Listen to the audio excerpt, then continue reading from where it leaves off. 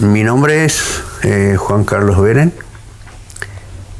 Nací acá en Colonia Alberdi. Mi familia fue una de las primeras familias que llegó acá a la colonia, donde era todo monte, en el año 36, justo el año de la masacre. Yo siempre digo justo el año de la masacre de Noverá, llegaron los viejos acá, pero no vino papá solo, vino mi abuelo Germán, mi tío Luis, papá y una familia que era conocida porque estaba casado con una prima de papá, Rockenbach de apellido. Bueno, vinieron en el 36, se ubicaron, cada uno se ubicó una chacra, esto era todo monte, entonces buscaron lugares donde había vertiente y bueno, y empezaron a trabajar, a tumbar el monte, a plantar los productos tradicionales de esa época. Fue una infancia linda, así dentro de todo, sacrificada para los viejos, porque tenían que trabajar mucho de sol a sol, armar todo, hacer la casa, cerrar la madera. En ese tiempo no había cerradero, era todo aserrado a mano. Y bueno, hice la primaria acá en la escuela, una escuela que se creó en el 48, cuando yo aún no había nacido. Yo nací en 1950, pero sí mis dos hermanos mayores, yo hice, por ejemplo, hasta segundo grado. Tercer grado a sexto hice en el Gentilini, colegio salesiano, colegio de cura. Después hice primero y segundo año en San Ignacio, tercero y cuarto en Noverá. Y bueno, después dejé de estudiar porque llevé unas previas que no pude aprobar, no le podía ver a la profe, entonces para no pelearme me vine de vuelta a la chacra y me puse a trabajar de camionero. Juan, que tus padres vinieron en el 36, justamente cuando se produce la masacre. ¿Qué te comentaban ellos de ese hecho? No, mi viejo en ese sentido no me comentaba nada. No, se enteraron de la masacre del 36 más adelante, pero en ese momento no sabían absolutamente nada. Cuando nosotros empezamos a trabajar como MAM, ahí papá había hecho un comentario con respecto a que él se había enterado años antes de la masacre de Oberá, pero bueno, no le había dado mucha importancia. El viejo era un hombre querido en la zona, fue 9 años intendente, pero nunca por elecciones, sino siempre, primero, como comisionado, porque esto era una comisión de fomento. Bueno, papá, en ese tiempo se trabajaba ad honorem, la gente abrió los caminos, hizo las picadas, y el municipio recién se creó años después, y ahí, bueno, ahí papá ya fue como intendente de un municipio legalmente constituido. ¿Él de dónde era originario? Papá era originario de Andrade. Ajá. El abuelo, Germán, era de Brasil, de Cerro Largo. Vinieron acá de joven, se casó en Cerro Corá, con una Vuelque de apellido, todos alemanes. Yo tengo por ahí el certificado de casamiento, de matrimonio. Bueno, los testigos eran alemanes, ellos eran alemanes, y se conocieron con mamá porque el hermano mayor de papá se había casado con una que eran de picada Galiciana, medio cerca, ahí. Y papá le enganchó a la hermana menor. Yo siempre le decía, había pocas mujeres en ese tiempo. El hermano mayor se casaba con una y el hermano menor ya se casaba con la otra. Y es cierto, pues en ese tiempo no había así que salían ahí. Era mucho más reservada la cosa. Te voy a comentar una anécdota. Papá, cuando tenía 18 años, vendía productos, verdura, en Posadas. Él iba con una Ford 4, no sé cómo le llaman, y compró un disco de 33 revoluciones de El Carau, un chamamé. Y el problema era poder escuchar ese disco porque era justo un miércoles santo. Y mi abuela, esa semana, Semana Santa, no se prendía la radio, no se escuchaba nada. Entonces papá le pidió al abuelo que le convenza a Muta, a la mujer, que le deje escuchar una vez. Y Muta se convenció, puso la vitrola, le dio la cuerda. Y escucharon una vez y la vieja guardó todo y recién el domingo...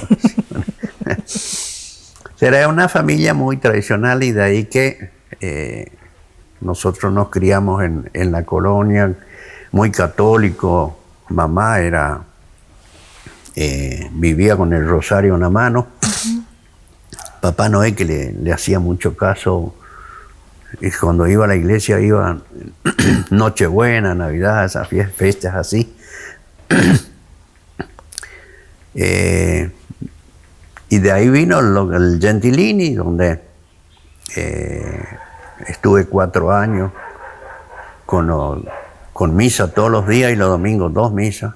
Por eso ahora casi no voy a la misa porque yo ya tengo ganadas las misas para ya cubriste el cupo. No,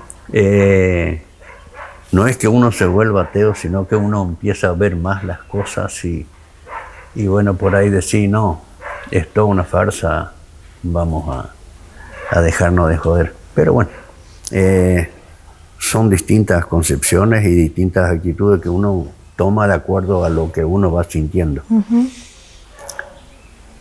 Cuando dejé de estudiar, me vinieron a ver, o mejor dicho, vino el responsable provincial del Movimiento Rural Cristiano en casa porque había tenido unos comentarios con respecto a mí y le vino a pedir para que yo integre el Movimiento Rural Cristiano. Pues acá había un grupo y bueno, pero era el tema de hablar conmigo y bueno, hablaron, yo estuve de acuerdo, entré, empecé a trabajar, hicimos encuentros, cursos en Campo Grande, en Capioví, en Capioviciño. Nos hicimos conocer, pero llegó un momento en que el Movimiento Rural Cristiano ya no tenía sentido de ser, porque a la gente no le llegaba.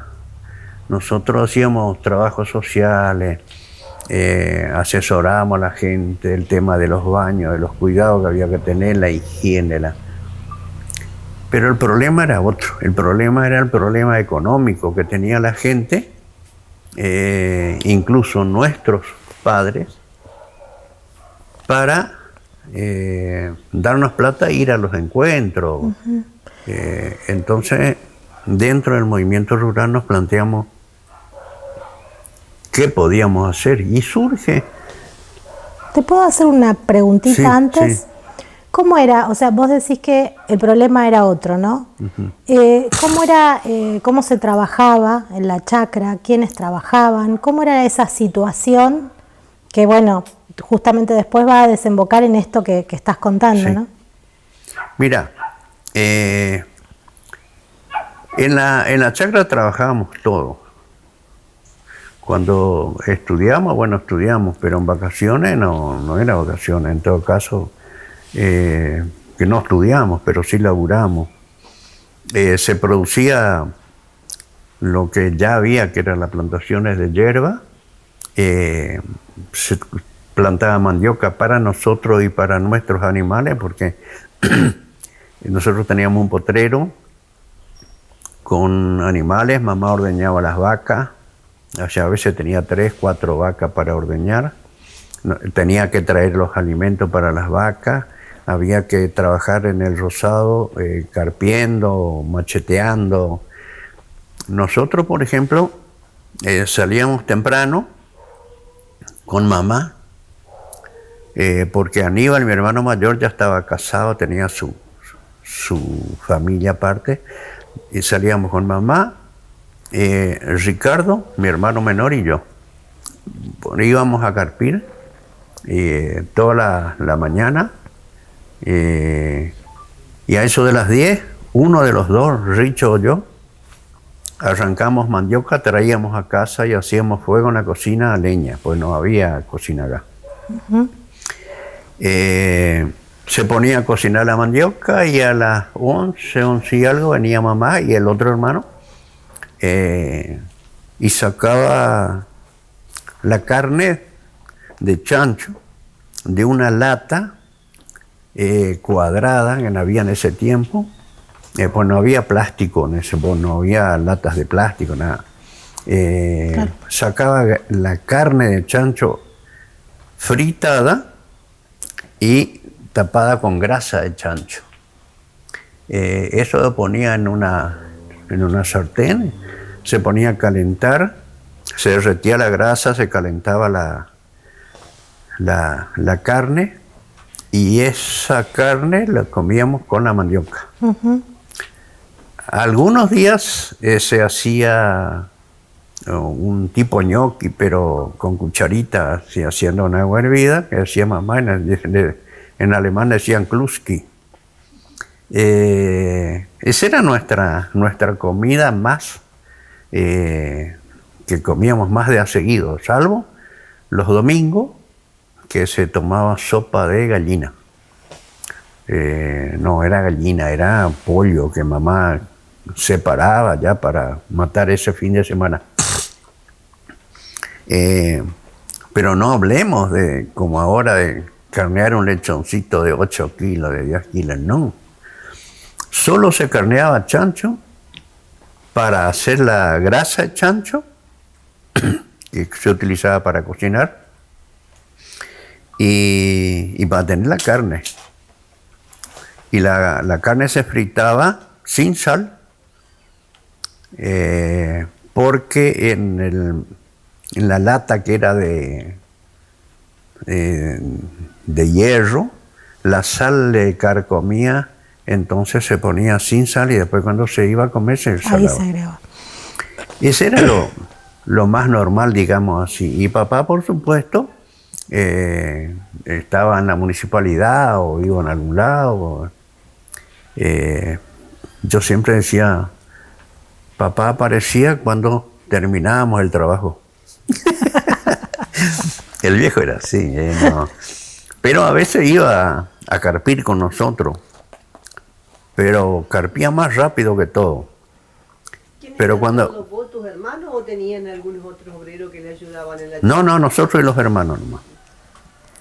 ¿Y hasta qué hora estaban? Porque vos decías, y volvíamos a comer y después volvían... Bueno, depende de la época. Si era invierno se iba antes, si era verano se iba a las 3. No, tampoco no nos sacrificamos mucho. O sea, la que más incentivaba para trabajar era mamá, pues nosotros si no nos decían vamos, no íbamos. Pero yo te digo, dentro de todo son hermosos recuerdos, que ojalá volvieran en la otra vida. Y fue una linda familia, bien formada, digamos así, con sus problemas, ¿viste? entre los viejos, entre los hermanos, y nunca tuvimos grandes problemas, pero pequeños sí. Bueno, dentro del movimiento rural cristiano, yo me sentí, digamos, cómodo, porque eran un lindo grupo, éramos todos de acá de la zona. Y cuando salíamos a hacer cursos o encuentros así en otros lugares, también un ambiente bueno. Pero eso no ayudó para cuando veíamos que nuestras familias estaban atravesando por situaciones económicas difíciles. Por ahí en ningún momento tuvimos problemas de hambre o cosas así, porque se producía casi todo en la chacra. Pero no había moneda, digamos. Entonces, como nos enteramos que en el Chaco se estaban organizando las ligas agrarias a través del movimiento rural cristiano, porque teníamos reuniones regionales periódicamente, dijimos, y bueno, ¿y qué tal si hacemos nosotros lo mismo? Pero como éramos un movimiento dependiente de la iglesia, le preguntamos a Monseñor Kemmerer si podíamos hacer eso, y él nos dijo que sí, que no había problema, que le tengamos informado de cómo iba. Bueno, y le metimos pata al apoyo de la iglesia, y por eso podíamos trabajar, porque era épocas de dictadura. Claro. Si bien teníamos control, así que nos jodían en las colonias, pero se podía trabajar tranquilo. La época de Lanuse, En la época de la NUCE. porque el año estás hablando de 1970. 71, 72. A principio teníamos un programa en la radio, única radio que había en Oberá, LT13 Radio Oberá, un programa del Movimiento Rural Cristiano, que se hacía los domingos a las 10 de la mañana. En ese programa empezamos a avisar de las reuniones, de las primeras reuniones que se hacían en las distintas colonias, para organizar a los colonos. No sabíamos el nombre. Nosotros queríamos poner también ligas agrarias como el Chaco ponen. Pero nos encontramos con la no aceptación de la gente, porque el nombre de ligas agrarias le caía mal. Le hacía recordar la comentario que había, que en el 36 quisieron también hacer las ligas y que eran comunistas y que... Entonces, como en ese tiempo el comunismo todavía era cuco, no veíamos que no iba a pegar ese nombre. Entonces lo que estábamos haciendo es la organización del agro, simplemente sin nombre, sino que teníamos que darle nombre posteriormente. A principio nos resultó un poco difícil. Primero no teníamos movilidad, después tuvimos movilidad. Compramos un Citroën con plata del Movimiento Rural Cristiano a nombre del Obispado de Posada. Sí se empezaron las recorridas. Primero no teníamos lugar donde estar, estuvimos un tiempo en la parroquia de San Antonio. Después conseguimos un lugar con un sacerdote que estaba a cargo del hospital en una iglesia en Villas Bea, ¿verdad? Vivimos ahí como 2 o 3 meses en una sacristía. Me acuerdo que era en invierno, creo que era en el año 71. Nosotros volvimos un viernes a la noche, ya de una reunión que habíamos hecho donde estábamos formando núcleos de base, que era la estructura básica del movimiento agrario. Y hacía mucho frío. Nosotros teníamos colchones que eran del movimiento rural y los poníamos, de día los liábamos porque no teníamos lugar en la sacristía, y de noche los extendíamos, pero esa vez hacía demasiado frío en el piso. Entonces le dije a Juan Carlos Urbani, ese es un tema que tengo que cortar también, quiénes éramos los que empezamos.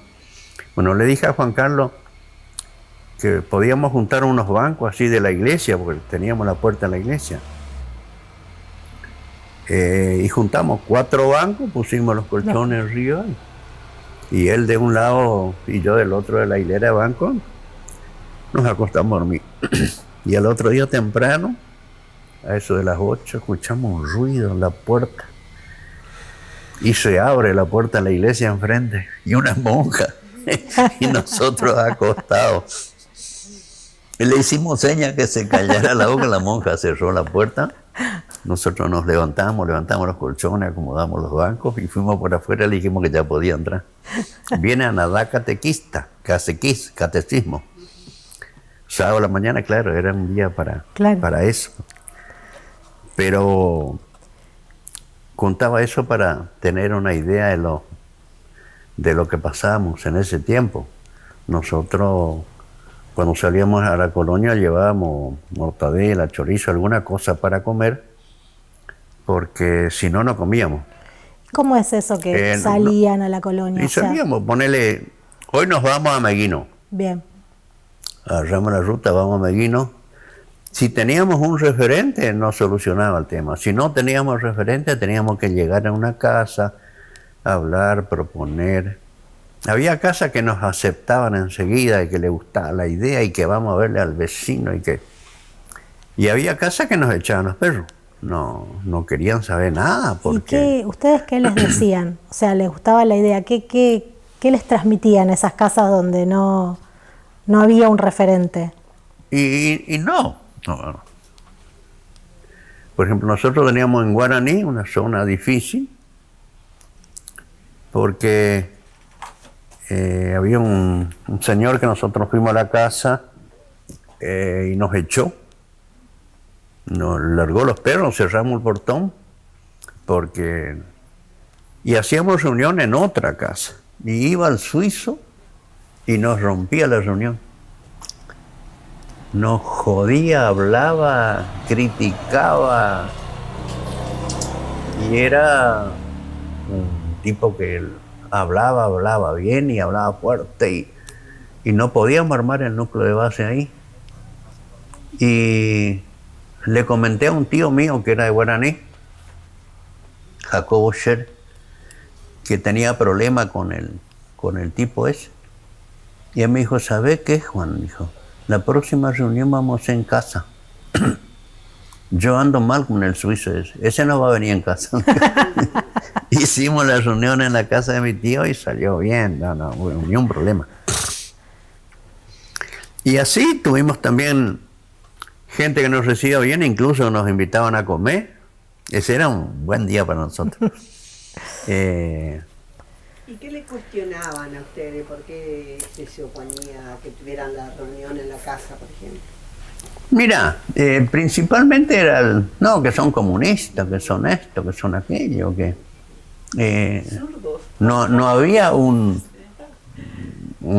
que todos pensaban más o menos lo mismo, pero lo más común era que ya están hablando al pedo otra vez, después no hace nada. Y esa era la idea, porque ya habían fracasado cosas, intentos así. ¿Ustedes qué proponían concretamente? ¿Cuál era la propuesta que llevaban? Nuestra, sí, de armar un gremio Ajá. de pequeños y medianos agricultores. Eso siempre insistimos en decir que era un gremio de pequeños y medianos agricultores, porque de grandes ya existían, pero el gremio era para ellos, no para nosotros, los pequeños y medianos. Entonces, volviendo un poco atrás, cuando el movimiento rural se empezó a desintegrar, estamos varios compañeros. Y cuando hablamos del gremio, ya hubo algunos que no les gustó, que dejaron, y quedamos 3. Un compañero que mandó remo del Norte Reconquista, un compañero, mi mismo nombre, Juan Carlos Urbani, Clarita Polachinski, una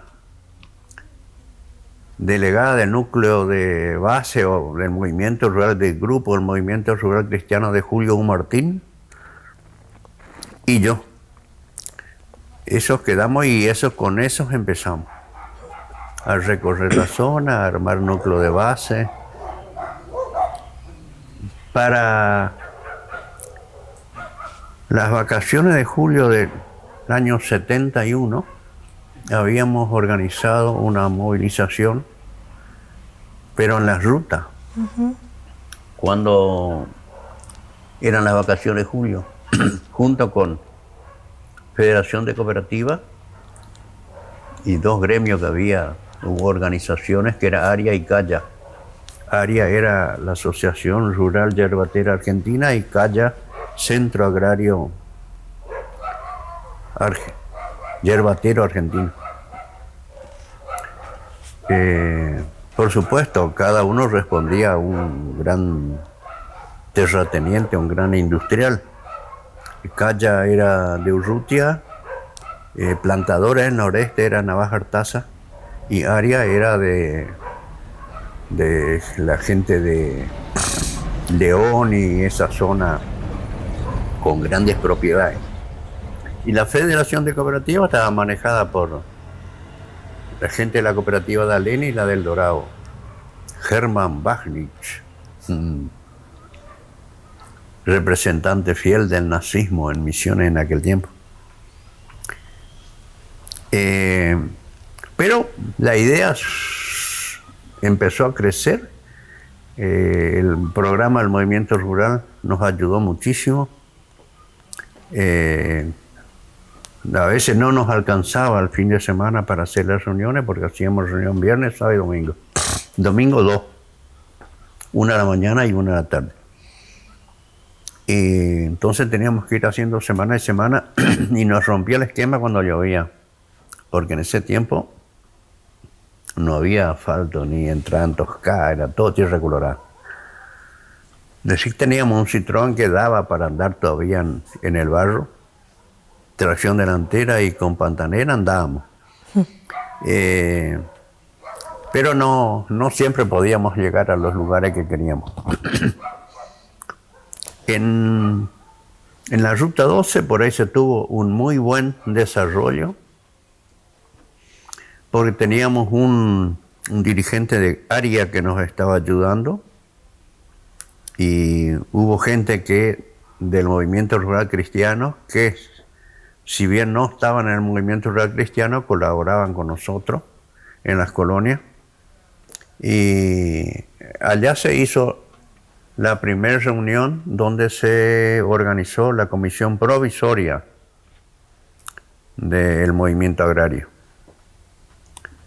pero sin definir el nombre todavía. En esa comisión provisoria estábamos los más jóvenes, los que habíamos podido juntar en ese lapso.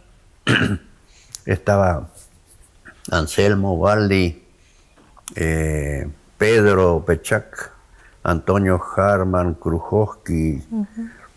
Y bueno, se organizó la primera comisión sin distribuir cargos, simplemente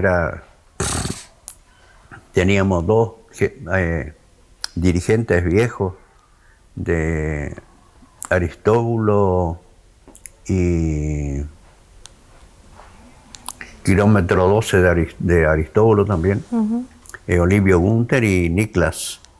Eso también nos dieron una mano muy grande.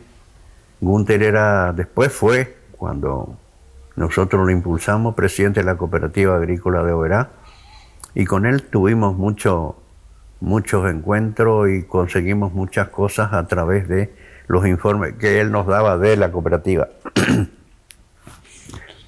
Y ahí surge la idea de la Asamblea Constitutiva, con un estatuto que habíamos sacado copia del estatuto del Chaco. Para allá ya estaban organizadas las ligas agrarias. Y bueno, se hizo la asamblea ¿Se habían puesto en contacto con gente de Chaco? Ya estábamos en contacto. Nosotros, lo de Movimiento Rural Cristiano, siempre estuvimos en contacto y reuniones regionales donde coordinábamos el accionar. Me olvidé decir que el movimiento rural cristiano se manejaba con dinero que venía de Alemania. El movimiento elaboraba un proyecto que tenía que ser avalado por los 7 obispos de las 7 diócesis que en ese tiempo había en la región. Con ese aval iba a Alemania y las 2 organizaciones, Miserior y Advenian, nos mandaban la plata. Esa plata era administrada en las distintas regiones, digamos. Nosotros teníamos la región del noreste, que estaba remobénica, y acá la que llevaba la contabilidad y esa era Clarita Polachinski.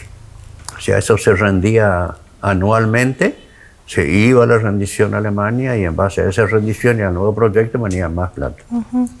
No, yo te quería preguntar, vos habías comentado que había agremiaciones de grandes terratenientes, ¿no? Y comentaste algunos nombres.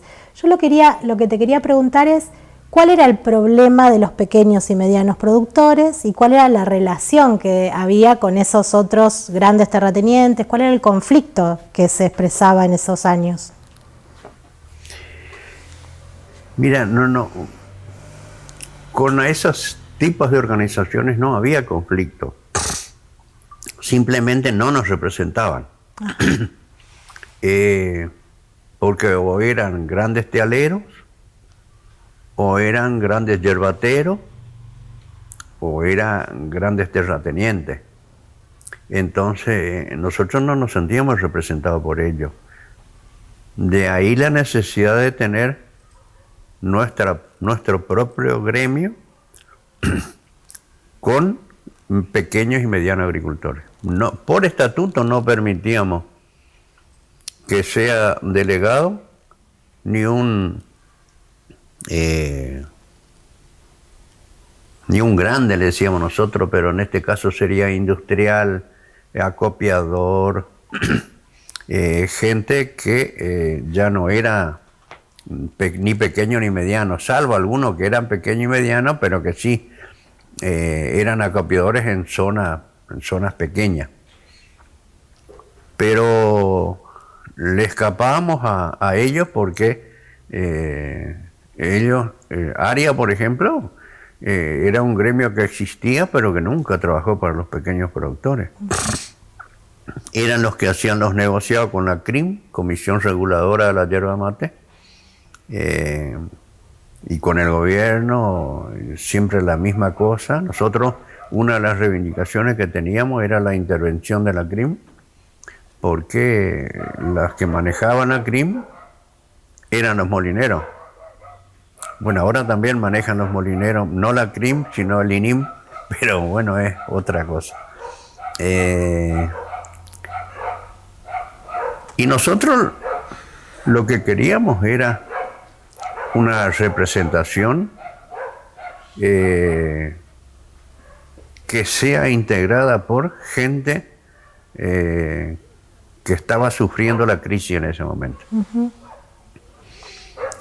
Entonces, por eso siempre la organización se daba en que el delegado del núcleo de base tenía que elegir la gente. Hacía una reunión. Por estatuto, un núcleo de base tenía como 20 socios como mínimo y 100 como máximo. Y el delegado y la comisión eran electos por la propia gente. Nosotros por ahí lo que tuvimos también es bastante participación de las mujeres en ese aspecto, porque había mujeres que eran delegadas del núcleo de base. Y mucha participación de la gente porque ellos se sentían representados por el delegado que ellos eligieron. Y el delegado que no andaba, ellos mismos lo cambiaban. No había problema en ese sentido. Las mujeres... Vos nos estabas diciendo, cuando te interrumpimos, que se había organizado como una comisión provisoria en un determinado lugar. que yo no llegué a registrar en qué lugar era, pero posteriormente se reunieron en un X lugar y probablemente fue para el lanzamiento, ¿no es cierto?, oficial, digamos, de lo que fue el MAM. ¿Te podés referir a eso? ¿En qué localidad fue la comisión provisoria y después dónde Sí, se creó oficialmente? la comisión provisoria se hizo en el Club Esperanza de Capiobí. Y eso fue a mediados de junio del 71. La asamblea constitutiva se hizo en Oberá el 28 de agosto del 71 en el Salón Kastner de Villas Bea. Ahí se eligió la comisión definitiva, se aprobaron los estatutos, se aprobó el nombre y se puso como primer fecha de concentración el 8 de septiembre en Oberá. O sea, 28 de agosto a septiembre, pocos días, organizamos la primera concentración que se hizo de los agricultores del MAM. ¿En qué lugar? Frente a la Cooperativa Agrícola Limitada Oberá, entre Cooperativa y Morcho, se atravesó un camión, eso lo usamos como palco.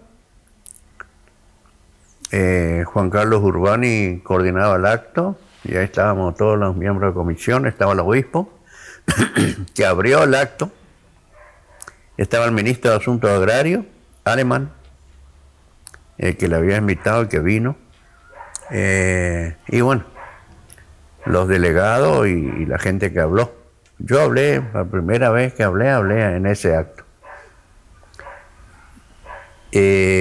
Fue algo que destapó a mucha gente, que vos decías, no le dabas mucho, digamos así, pero cuando se pusieron a hablar, vos te dabas cuenta lo que verdaderamente sentían. Por ejemplo, en el caso de Cecilia Feltan, empezó leyendo, se ve que había preparado en la casa, y por ahí parece que no le gustó lo que había, tiró el papel y empezó a darle sin nada lo que le salía. ¿Ella es la única mujer que integra la comisión, la primera comisión del MAM? ¿Cómo? ¿Ella es la única mujer que integra la comisión? Sí. ¿Y por qué vos decías que había varias mujeres delegadas, ¿no?, de los núcleos? Sí, sí. ¿Por qué crees vos que las mujeres tuvieron, digamos, ese rol en esos años? Mira, ¿por qué no te podría decir? Pero vos en distintas zonas que ibas, vos te dabas cuenta donde alguna mujer sobresalía por el conjunto y que la gente le elegía de delegada. Porque se ve que era una mujer emprendedora, que le gustaba andar, que no tenía miedo de opinar, de dar su opinión o decir que no estaba de acuerdo con algo. No eran muchas, pero eran núcleos de base bien representados. Nosotros tuvimos una delegada que después también fue miembro de comisión de Julio U. Martín, Los Cedrales. También era una mujer muy polenta. El marido fue también miembro de comisión, después fue ella. ¿Cómo era su nombre? No me acuerdo. Grunwald era el apellido del marido. El de ella no me acuerdo. Pero por ahí revisando en Amanecer Agrario seguro que se va a encontrar. ¿Quién era? ¿Cómo? Cecilia Feltan. Cecilia Feltan, ¿quién era? Era una señora de la sección 9ª.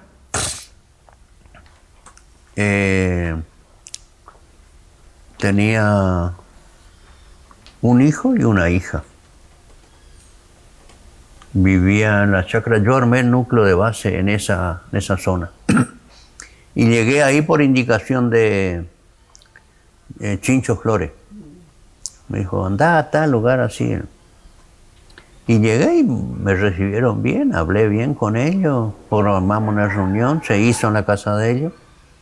Tenían un galpón que plantaban tabaco y le eligieron delegada. Después tuvo su histeria Cecilia más adelante. Fue curandera. Pero eso ya después que yo salí en libertad me enteré. Fui con Susi a la casa de ella. El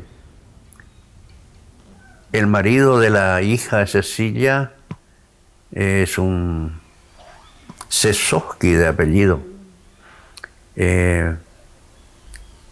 Nosotros estuvimos en el casamiento de él, donde había milico controlando, ¿no? Para ver qué hablábamos, qué decíamos.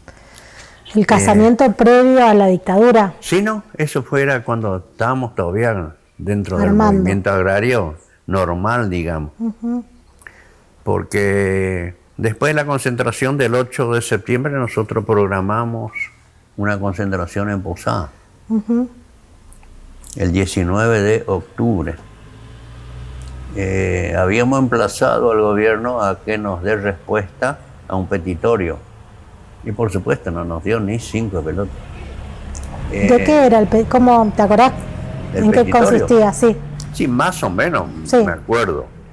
Nosotros pedíamos por el precio del té. Ajá. Justo empezaba la cosecha del 71-72. De la hierba pedíamos un precio. En ese tiempo se hablaba de precio conjetural, que lo fijaba la Comisión Reguladora de la Yerba Mate, la CRIM. Pero nadie cumplía con ese precio. Entonces que pedíamos el cumplimiento del precio y que nos pagaran la hierba que nos debían del año 1965. Era un retroactivo que tenía que haber pagado y no pagaron y se quedó hasta que nosotros levantamos esa reivindicación.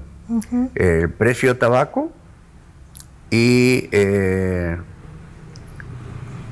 tabaco se entregaba por clase, pero cuando vos entregabas, tu primer clase para ello era segunda y la segunda era tercera. Entonces la clasificación queríamos que no nos bajen la categoría, sino que la que nosotros decíamos. Generalmente les bajaban las categorías. Siempre nos bajaban. El té te recibían el té de primera y de segunda había también. Por supuesto que la mayoría del té era segunda. El TUM era otra producción que en ese tiempo existía, ahora no. También teníamos el problema ese. Y ese era por cooperativa, porque las que tenían aceiteras era Cooperativa era Len y El Dorado. Había una privada en Campo Grande. Eso te iba a preguntar, ¿quiénes eran los que les compraban a ustedes y les bajaban los precios? Y en el caso del té, los privados, porque salvo algunas cooperativas que tenían la hierba, los secaderos, que eran lo más grande, pero que todo venía de una cadena de molino a secadero, secadero a colono. O sea, siempre la culpa la tenía el de arriba, pero el que pagaba los platos era el de abajo. Y ahí habías mencionado, estos nombres que habías mencionado, Urrutia, Navaja, Artaza, serían, digamos... Navaja, Artaza, Taragüí, yerba mate, y también tiene té. Urrutia tiene té,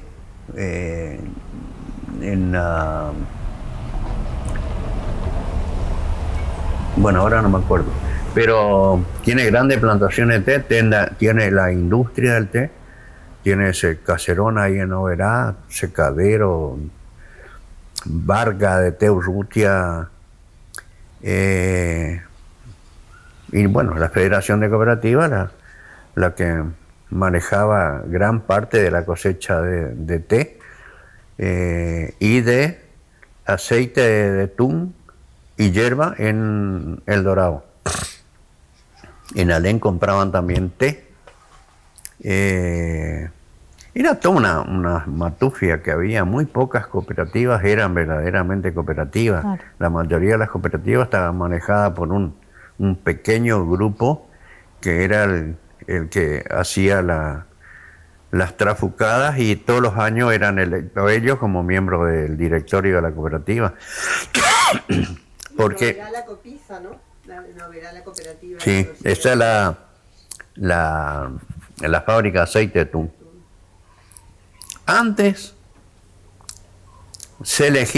los socios se elegían los miembros directivos de la cooperativa. Y ellos cambiaron el esquema, como hizo la CELO, por delegado de zona. Entonces ellos digitaban quién iba a ir delegado de la zona y esos iban a la asamblea y elegían a la comisión directiva. Entonces de esa manera siempre eran reelectos o ponían a gente que ellos manejaban.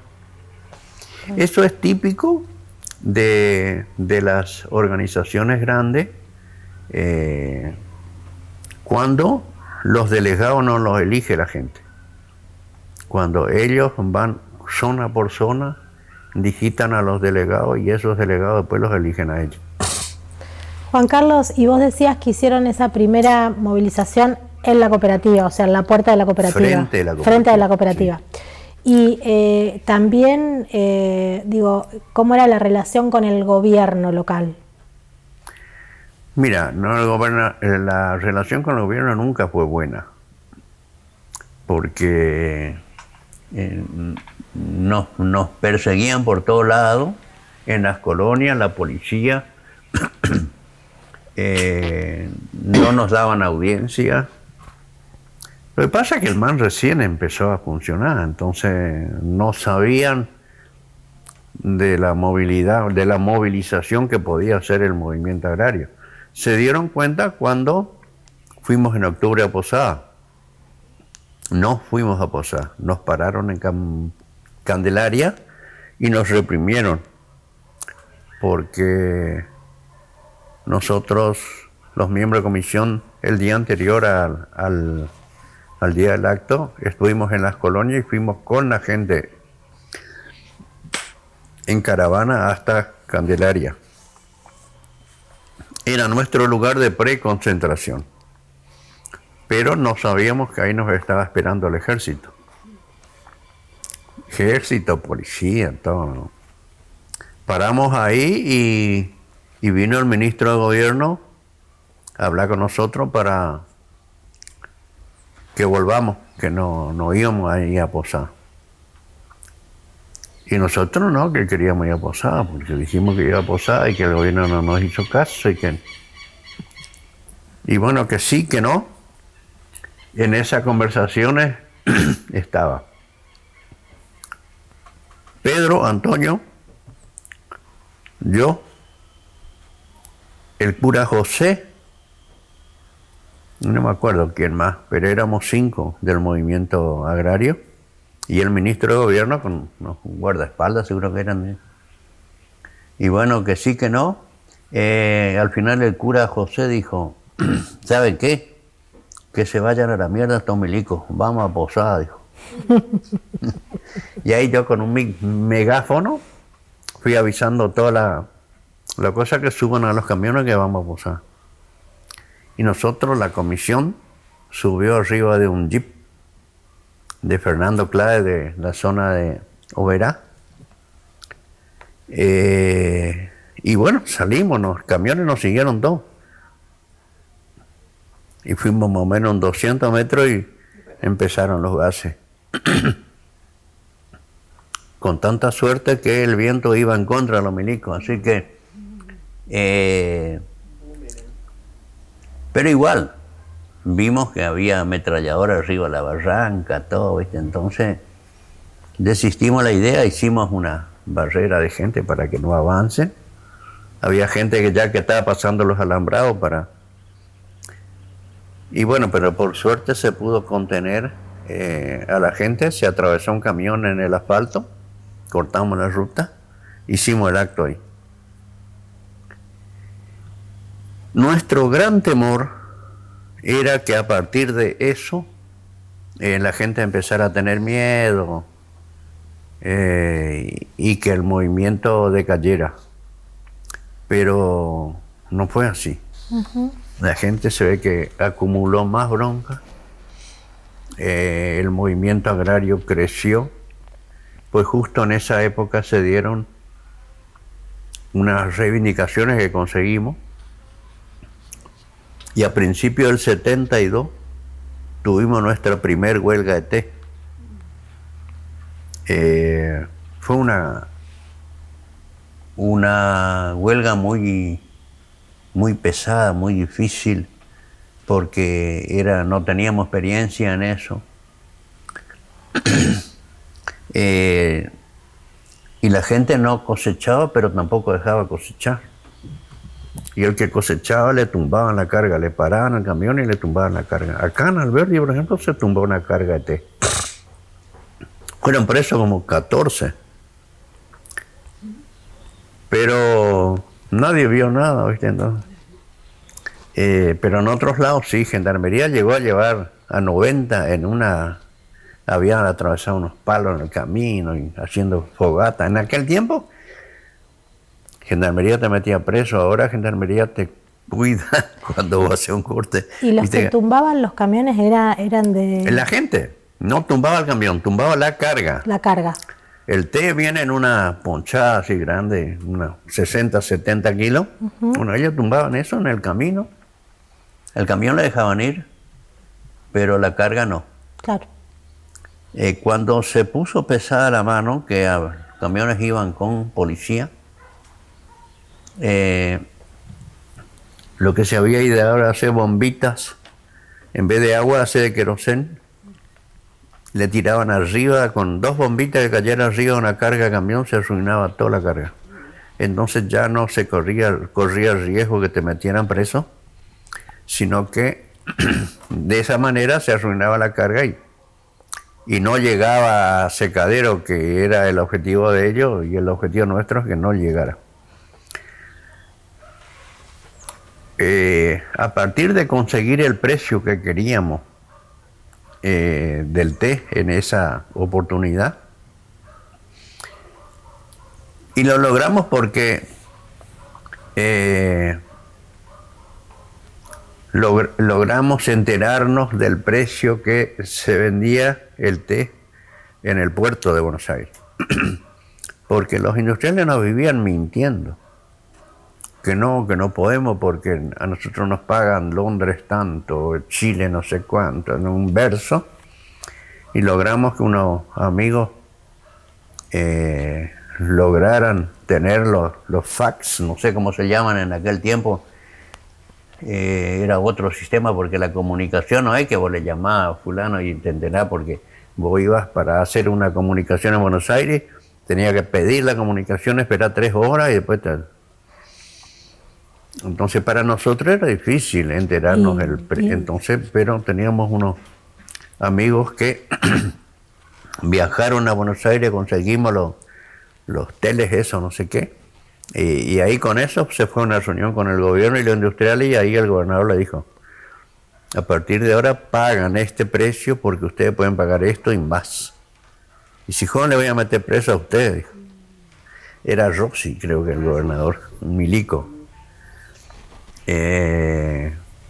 Bueno, y eso nos dio mucha fuerza, eso y la conquista de la hierba y algunos precios, y el movimiento creció muchísimo. 72, 73 fueron años de crecimiento grande del movimiento. En el 73 las elecciones, nosotros habíamos hecho un programa del movimiento agrario para presentar al gobierno que ganara las elecciones. Y en las elecciones habíamos dicho que no nos definíamos por ningún partido,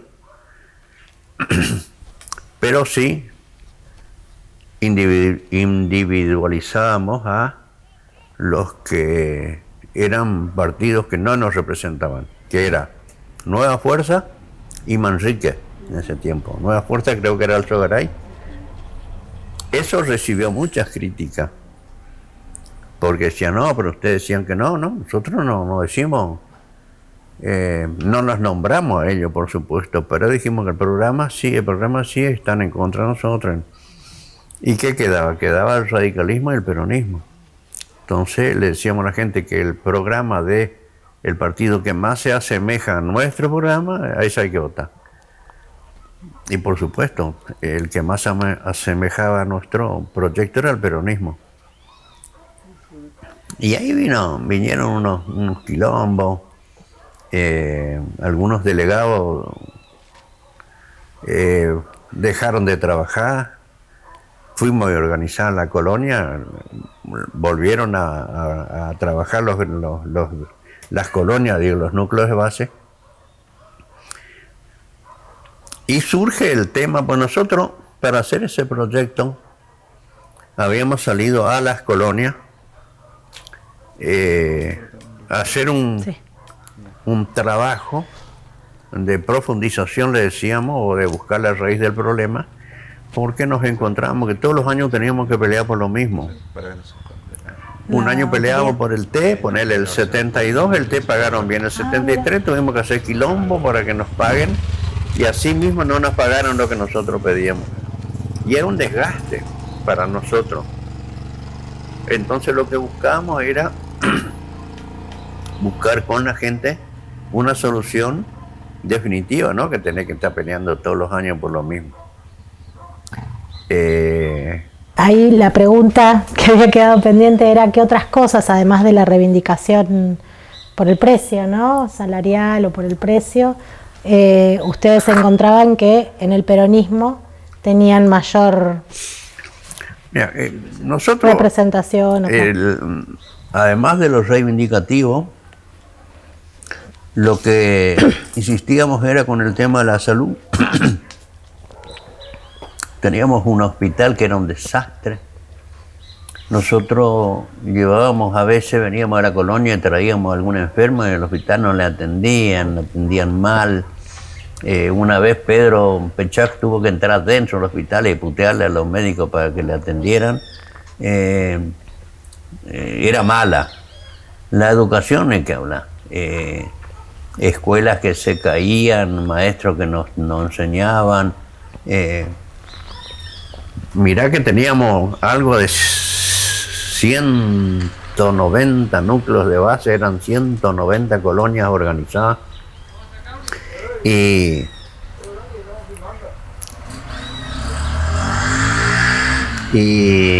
en todas teníamos algún tipo de problema, y en zonas que teníamos problemas de tierra. En el Soberbio, por ejemplo, que pedíamos que se expropie una propiedad grande que estaba echando a la gente, y después la seguridad social, porque el colono no tenía jubilación, si se quedaba viejo tenía que arreglar la familia, no podía tener aporte de ningún tipo porque no había. Vivía trabajando, entregando productos a la cooperativa, a donde sea, pero no estaba inscrito en un lugar como para tener algo asegurado en su vida cuando era viejo. Todos esos aspectos contemplamos dentro del proyecto. Uh-huh. Una cosita, respecto de lo que comentaste recién del Soberbio. ¿Te acordás cómo era la situación esa que comentaste de que tenían problemas de tierra? No, yo sé que era en el kilómetro 40 el Soberbio, me acuerdo el nombre del delegado, pero no bien cuál era el problema. Sí que era un problema de tierras. Era un problema de tierra, sí. Que estaba como desplazando, dijiste, otras... Estaban expulsando a la gente que estaba en una propiedad que resulta que tenía su dueño. Y la gente se había metido, porque la gente donde encontraba un lugar entraba, pero algunos ya tenían como 20 años de antigüedad en esa tierra, y ellos le sacaban sin pagarle nada por lo que habían hecho ni nada. O sea, era un problema. Y después teníamos también el tema de Panambí, que creo que todavía tiene, acá en Isolina teníamos un problema de tierra también. Así había varios lugares. Varios problemas. Pero ninguno igual que el otro, todos situaciones distintas.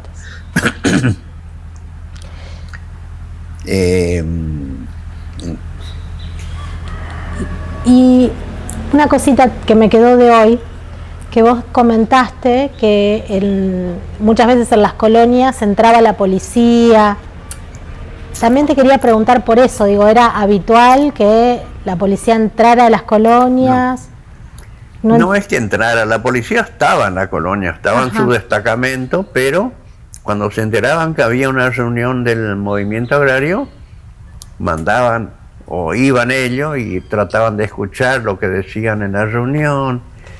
Nosotros en las asambleas de delegados teníamos miedo de que viniera algún policía como delegado de una zona lejana que vos no sabías.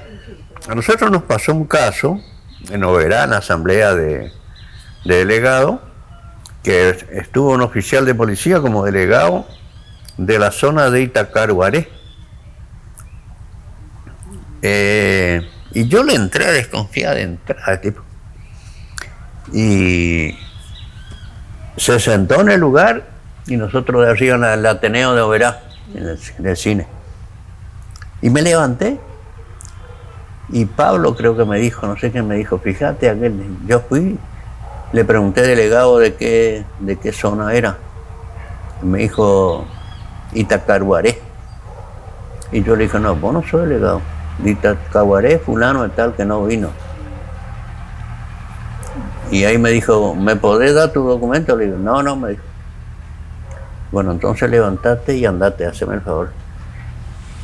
El oficial Llamosas de Oberá, hijo de mil putas, después de eso nos tenía vigilando permanentemente.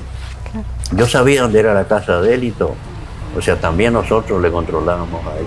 Sí. Pero, y así había gente que permanentemente andaba averiguando, nos controlaban la sede del movimiento, quién entraba, quién salía, todo lo característico que hace la policía. Claro, en ese sentido era que te referías. ¿Cómo? Sí, que era eso a lo que te referías. Sí. ¿En qué íbamos? Bueno, estábamos en qué demandas concretamente, o sea, qué cosas ustedes, además de lo reivindicativo, sí, lo que pedíamos. Lo que pedían. Y toda la cuestión de infraestructura, por ejemplo, que vos decías, nosotros hacíamos las picadas, digo, toda esa cuestión más de infraestructura local también. También, no, pero eso casi no había problema, por los caminos relativamente estaban bien en ese tiempo. Pero no había ese problema, no, la gente no lo sentía. Ajá. Por ahí lo sentíamos más nosotros que andábamos mucho en la ruta. Claro. Pero el tema de la profundización, de buscar la raíz del problema, es el tema que nos trajo la división del movimiento agrario. ¿Por qué?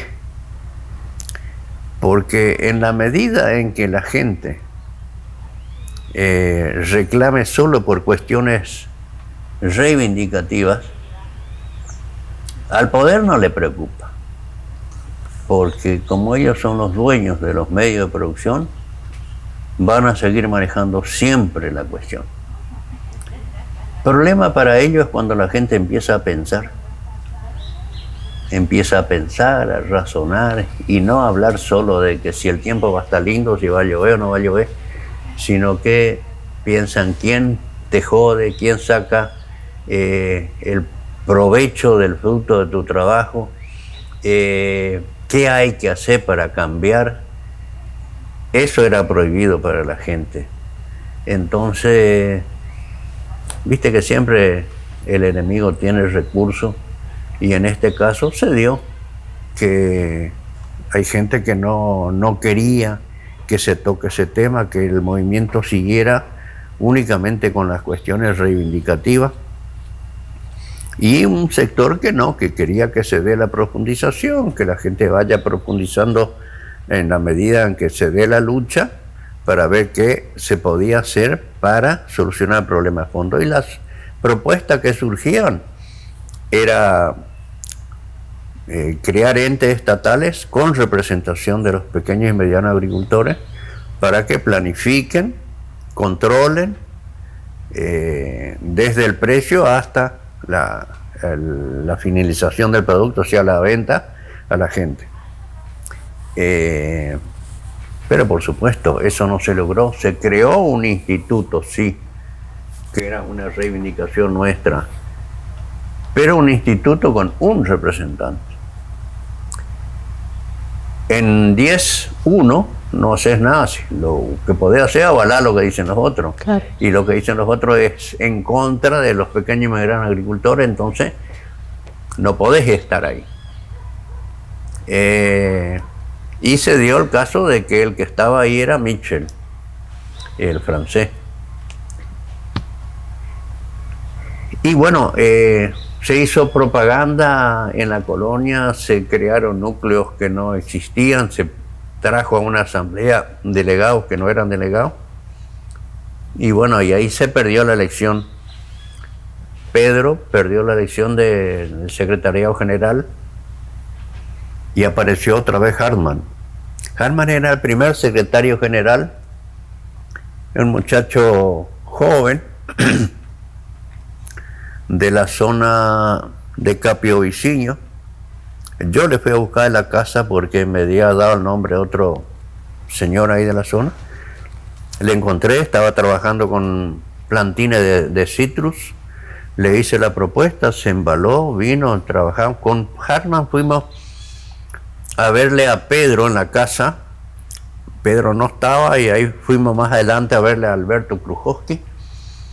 Fue muy activo dentro del movimiento agrario, pero cuando después de la concentración de Candelaria, donde se reprimió,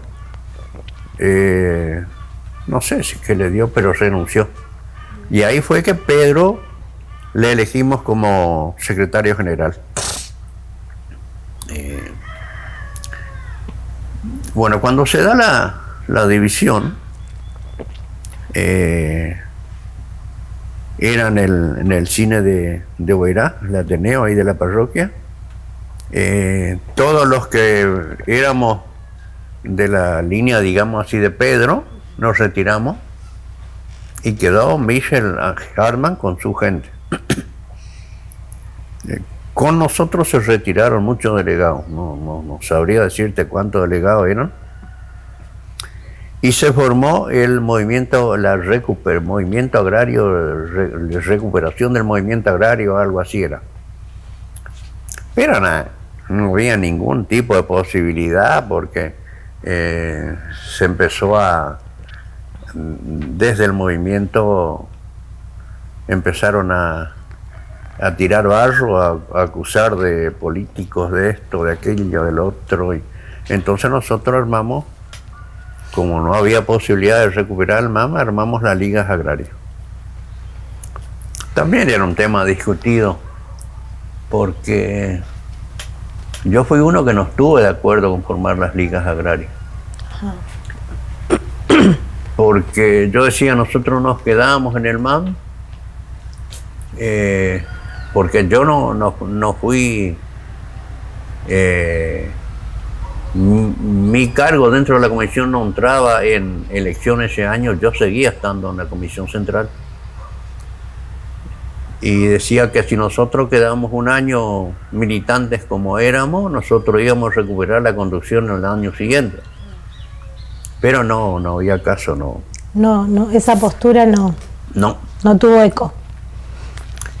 Lo que pasa es que tenían una postura, no sé, de que más vale ser pocos y buenos, que para un organismo de masa no servía. Ahí decían hacer mucho con una buena conducción. Pero bueno, acepté la decisión de la mayoría y nos quedamos con que armamos las ligas agrarias. Uh-huh. Pero a partir de ahí, ni el MAM ni las ligas no juntaban a la gente. Se ve que eso le desanimó a la gente. ¿Eso qué año fue, Juan? ¿En qué año fue? ¿En qué año 74. Fue? Después vino la muerte de Perón y 75 partido auténtico. Cada vez se desgastó más la cosa. Toda esa situación política, bueno, por lo que vos decís, afectó bastante. Eso afectó mucho.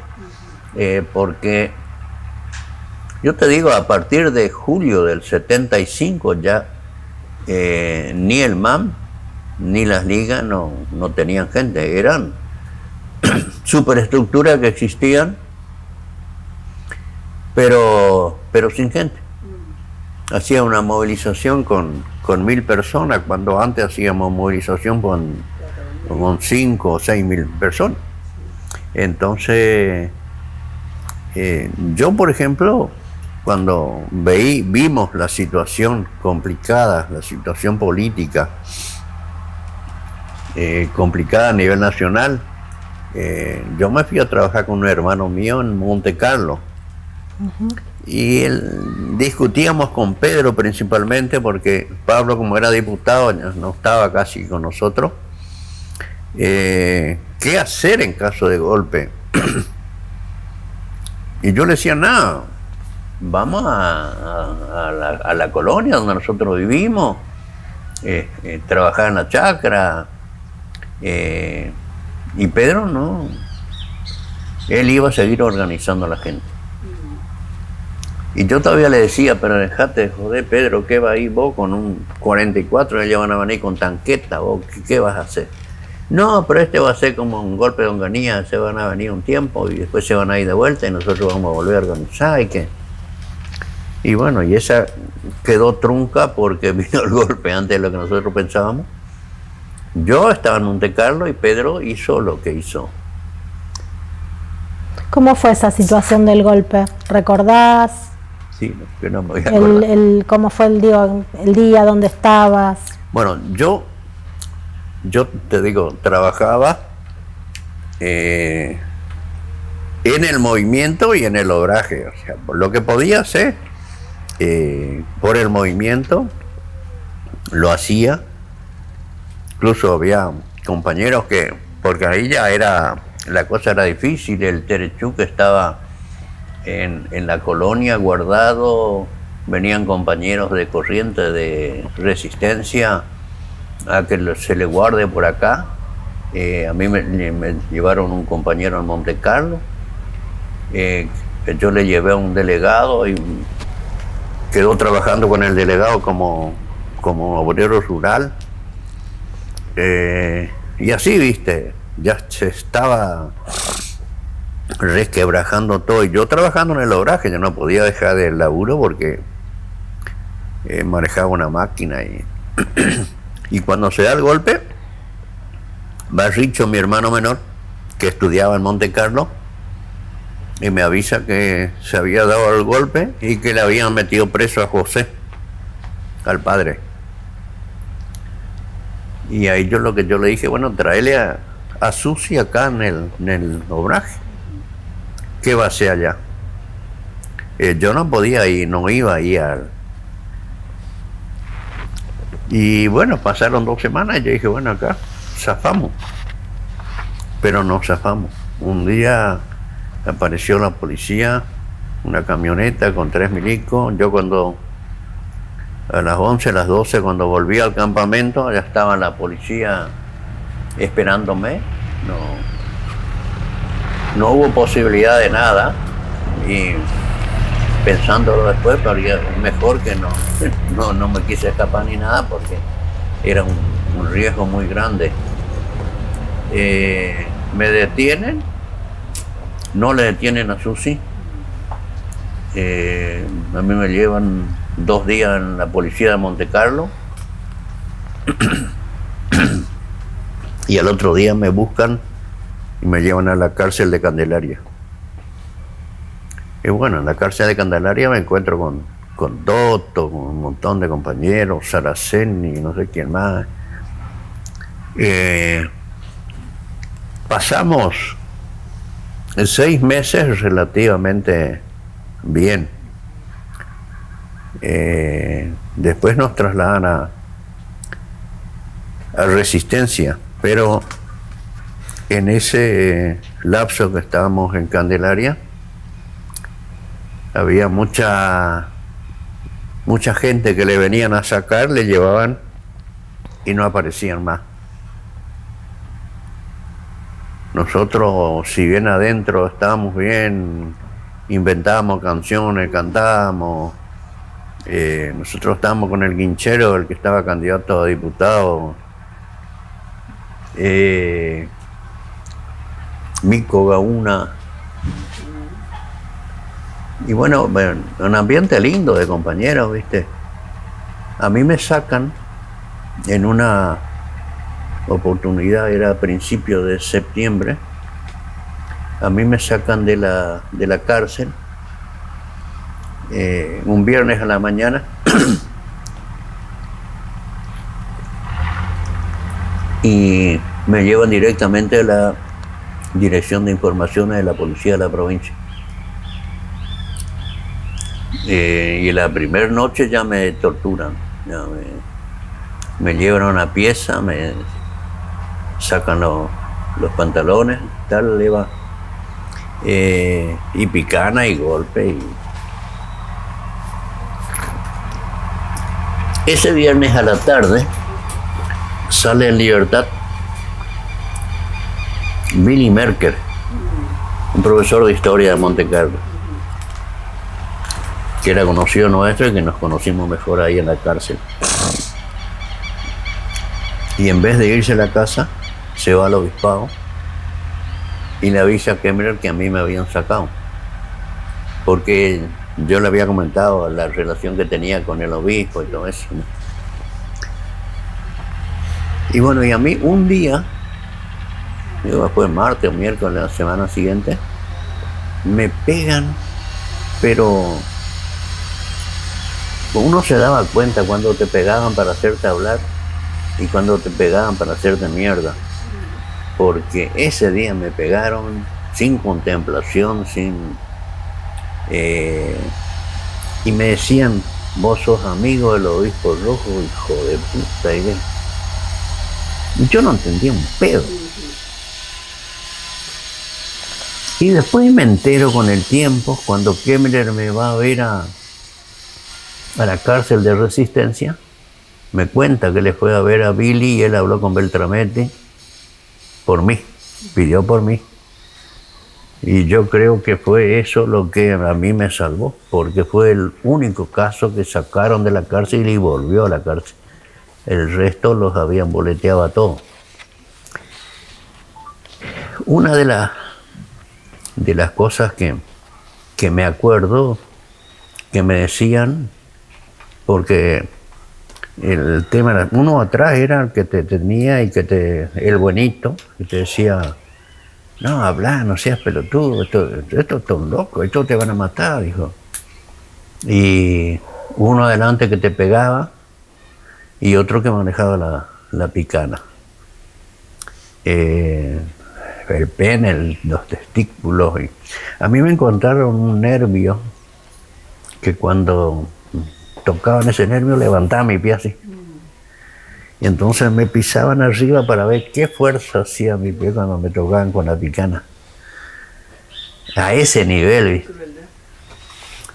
En un momento se me cae la venda y yo veo que en una pieza seguro de 4x4, así, en esos dos sectores así, lleno de milicos sentados, mirando cómo me torturaban.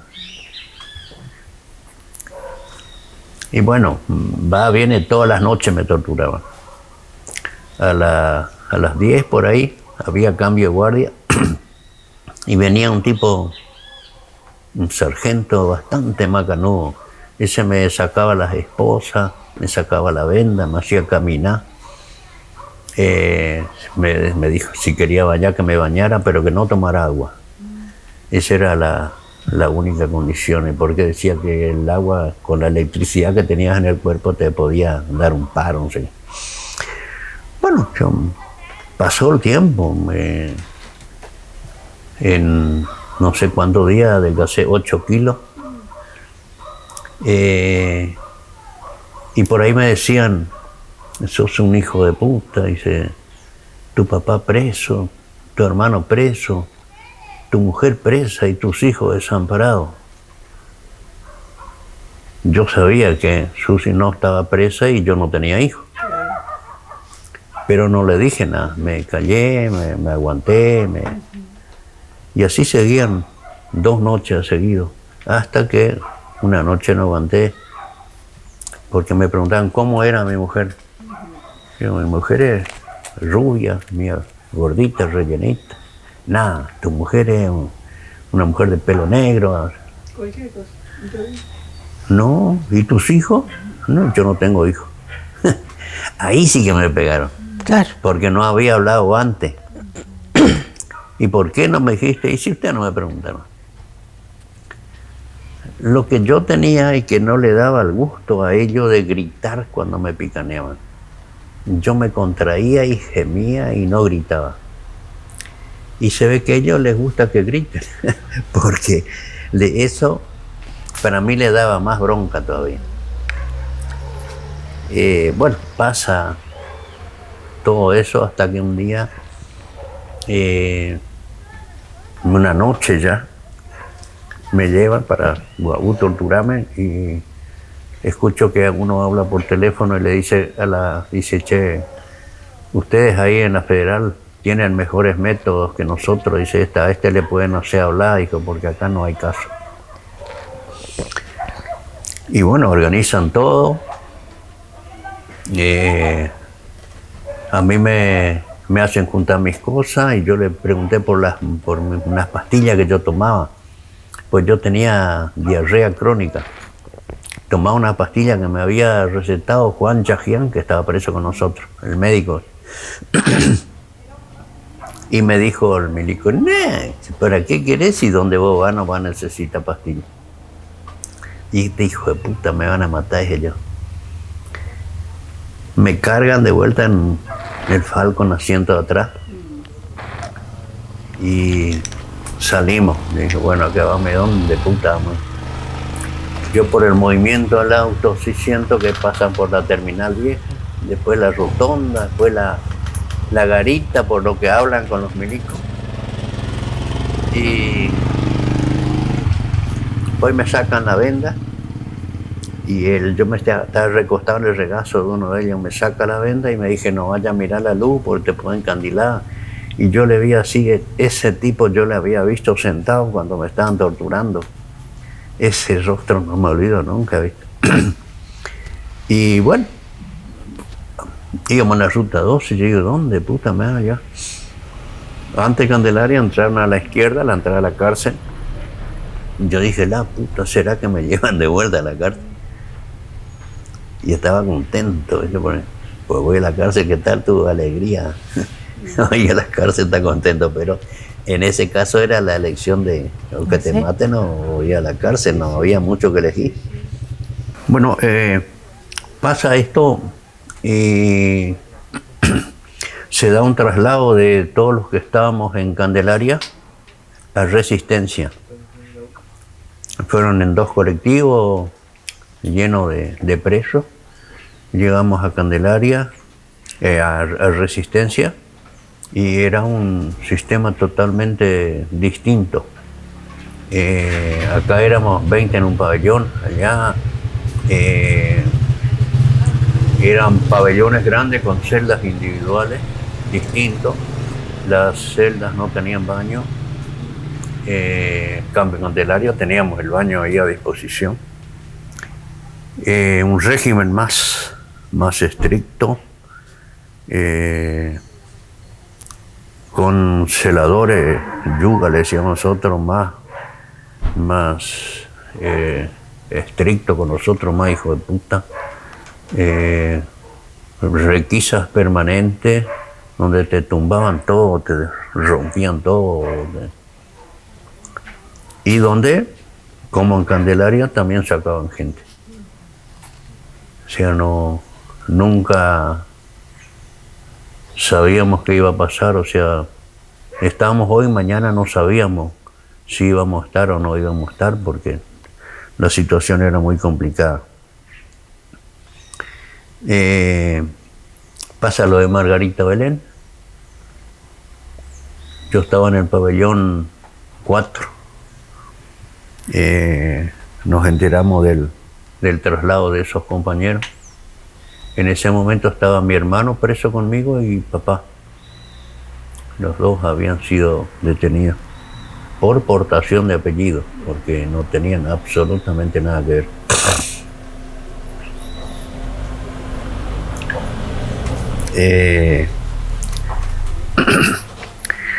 Me acuerdo siempre que el 12 de diciembre, 13 era cumpleaños de Aníbal, mi hermano estaba preso con nosotros. Y estaba malo porque a él no le llevaron a la libertad, porque él creía que los que salían el 12 eran libertad. Después cuando se enteró que los mataron en Margarito Belén, decía, menos mal que no me llevaron. Bueno, pasa eso. Nos visitó Kemmerer varias veces, hubo intentos de suicidio, hubo suicidios, gente que se cortaba el brazo, que se cortaba el cuello, que se ahorcaba, o gente que teníamos que levantarle el ánimo, como el viejo Marchesini. Era un diputado radical que había defendido presos políticos y que lo metieron preso.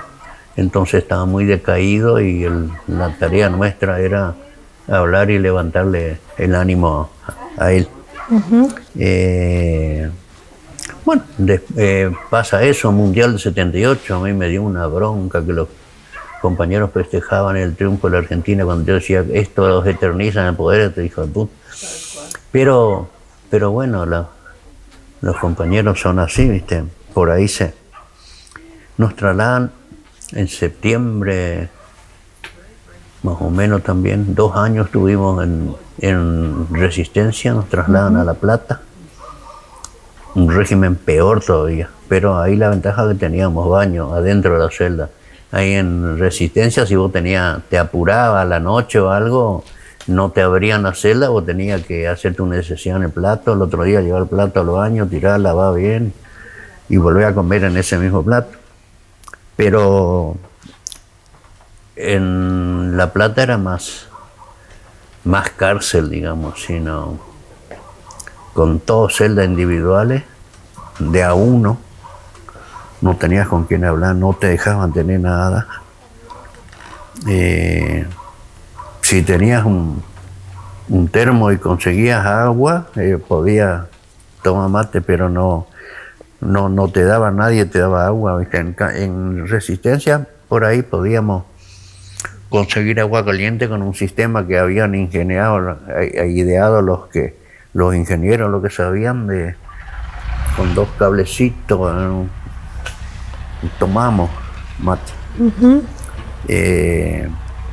En La Plata, en esa época a mí me habían armado en el 77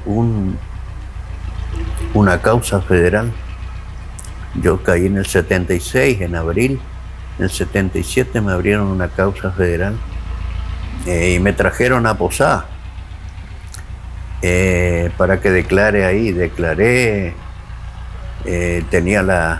mi abogado era el doctor Casoni, que después se mató, no sé, o le mataron. Pero bien, estuve 10 días, estuve en gendarmería en Posada, después me llevaron de vuelta, pasé por la federal y volví a la cárcel, al mismo pabellón, todo. Yo te digo, dentro de todo, yo tuve una gran suerte. Por las cárceles que estuve bien, no tuve problemas, no tuve castigos dentro de la cárcel. Castigo grande que tuve fue cuando me torturaron, además de estar preso, la tortura. Pero allá también me visitaba una prima y más o menos en abril del 80 me fue a ver un capitán del ejército acá de Posada. Me dijo que iba, fue porque le daba lástima a mi mamá, que iba toda la semana a preguntar por mí allá. Y él dijo, y me emocionó esa mujer, dijo que toda la semana iba. Nosotros decíamos que no vaya, pero ella iba toda la semana igual. Y ahí me preguntó, por qué estaba preso, cuál era mi vida, que esto, que aquello. Cuando terminamos de hablar me dijo, ¿y usted por qué está preso? Y ahí le dije, dígame usted, si ustedes me trajeron acá, yo no vine porque yo quise. Y ahí me dijo, mira, yo voy a hablar con el general no sé cuánto, y le voy a proponer que te larguen en libertad, vigilada. Y sí, así se dio. Yo en noviembre salí, me presenté acá, libertad vigilada. Allá cuando salí me fui a la casa de una prima que me visitaba. Y bueno, acá bien, un recibimiento de gran puta de la colonia, ¿viste? A la noche fue una fiesta grande. Y todo bien, acá por lo menos en la colonia todo bien, lo que por ahí tuve problemas fue fuera de la colonia con los compañeros antes que eran del MAM, que buscaban no verme, no hablar, me desviaban. Yo iba caminando una vez por una vereda y venía un delegado de Campo Ramón. Ahí viene fulano, yo le voy a saludar. No. Cuando me conoció pasó la vereda enfrente. Y así muchos casos. Juan Carlos, y a nivel de la colonia decías que cómo fue el regreso. Y acá el recibimiento fue bueno, donde yo vi que hubo ese tipo de problemas fue cuando en el 83 fue la primera elección, 87 yo fui como candidato a intendente y ahí se notó la campaña que hicieron. No vote por el subversivo, el terrorista, el expreso. Ahí empezó a surgir ese tipo de cosas como consecuencia de que yo me presenté por el peronismo y los candidatos radicales hacían ese trabajo en contra mío. Yo para ya ir cerrando porque nos tenemos que ir a la otra entrevista, te quería preguntar, después de todo lo que has pasado, ¿no? Y evaluando un poco la situación, ¿qué transformaciones notás que se lograron a partir de la dictadura militar, ¿no? Digo, a nivel de producción, a nivel económico, a nivel territorial, de las comunidades. Yo te digo que los milicos lograron mucho, digo yo, porque a nuestros familiares los aislaron. Nadie quería ir a casa a visitar a mis familiares. Y una hermana de mamá que vivía acá en el pueblito y en vez de venir así a casa pasaba por el pueblo, no. Pasaba un tunal, el yerbal, un potrero y venía a casa sin que nadie le vea por la campaña que hacían los milicos. La vecina enfrente anotaba todos los autos que entraban y salían de mi casa. Por algo será, en algo andaban. O sea, esa mentalidad que fueron generando en la gente de que no te meta, deja que se arreglen. Yo pienso que mucho tiempo la gente no participó, no había presos políticos porque salían cagados de miedo y no se identificaban como presos. Recién después, cuando vino Néstor, empezaron a aparecer que allá, que había aquel, estuvo preso aquel otro, ¿no? ¿Pero por qué? Porque a nivel de gobierno se empezó a reivindicar los derechos humanos, pero antes no aparecía nadie. Por ejemplo, cuando se festejaron los 40 años del MAM, creo que eran, a mí no me invitaron. Hicieron la fiesta entre Chincho, Lechón, Mitchell, y a los que habíamos estado presos, ninguno. O sea, era una política ya que el gobierno se había dado antes y que los mismos Guaú compañeros utilizaron después. Y que es la misma política que habían utilizado cuando el golpe militar. O sea, nos botonearon a nosotros, todos los de la liga fuimos detenidos, tenemos desaparecidos, tenemos asesinados, y de ellos nadie le tocó un pelo. O sea, vos por ahí ves cómo venía la mano. O sea, nosotros éramos los malos, los que fuimos atacados por el capital, por el gorilaje, y ellos eran los botonazos que nos mandaban a nosotros al frente, ya sea por el periódico, las denuncias que hacían públicas, o las acahueteadas que se mandaban en secreto para cagarnos a nosotros y para que a ellos no les toquen. Ya, eso es lo que por ahí te dolía. A mí, que la policía me diga algo, no, total, yo sabía quiénes eran. Pero que un compañero que estuvo con vos, que sabe de tu lucha, que sabe que nunca aflojaste, te desvíe, no te quiera saludar o hable mal de vos, bueno, ese sí te duele, te jode, porque vos por lo menos por ahí lo que te interesa es, si no te dice nada, pero por lo menos que respeten tu lucha, que no te hagan sentir mal. ¿Qué es lo que a mí me pasó? Yo te digo, acá en la colonia tuve ese problema y después tuve el problema con la separación con Susi. También vos ahí ves quién es quién. Porque en situaciones difíciles, cuando vos verdaderamente ves quién es tu amigo y quién no. Y yo te digo, ahora sigo, por ejemplo, participando, dando charlas en la escuela, en los colegios, donde sea. Y siempre digo que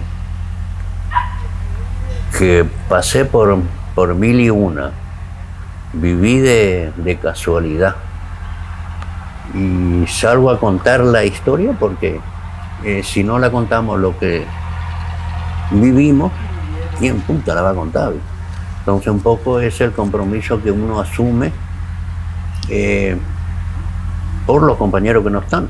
Pues no cuentan porque no están, porque dejaron la vida a la lucha.